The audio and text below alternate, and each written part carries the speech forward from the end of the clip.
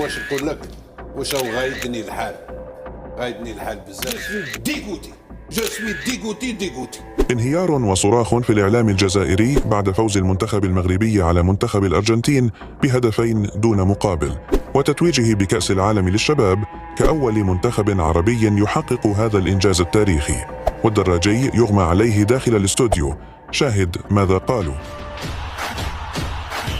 ولكن قبل أن نبدأ، لو أنت فخور بما حققه المنتخب المغربي للشباب في كأس العالم، فيرجى الإعجاب بهذا الفيديو وتعطير فمكم بذكر الله والصلاة والسلام على رسولنا الكريم. بعد الإنجاز التاريخي الذي دونته أشبال المغرب بأحرف من ذهب عقب فوزهم المذهل على منتخب الأرجنتين بهدفين دون مقابل، وتتويجهما بكأس العالم للشباب لأول مرة في التاريخ، الأمر الذي أدى إلى صدمة وانهيار داخل الإعلام الجزائري الذين كانوا يشجعون منتخب الأرجنتين على حساب المنتخب المغربي العربي المسلم. وسوف نبدأ بالمعلق الجزائري حفيظ الدراجي الذي إدلى بتصريحات للإذاعة الجزائرية وقال: أنا لا أصدق نفسي كجزائري أن يشاهد المنتخب المغربي يتوج بكأس العالم، هذا مشهد غريب من نوعه، وأنا لا أحب أن أشاهد المنتخب المغربي يتوج بكأس العالم، وأنا أحاول أن أمحي هذا الإنجاز من ذاكرتي صراحة.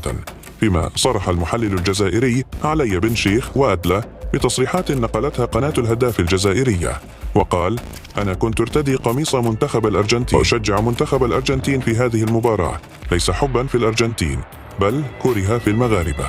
وأنا بعد انتهاء هذه المباراة قمت بتكسير الشاشة التي كنت أشاهد من خلالها مباراة المنتخب المغربي مع منتخب الأرجنتين، وذلك لكي لا أشاهد المنتخب المغربي يحتفل بكأس العالم، فأنا أعتقد أن المنتخب المغربي فاز بكأس العالم بالشعوذة لا غير، فالمغاربة معروفين بها.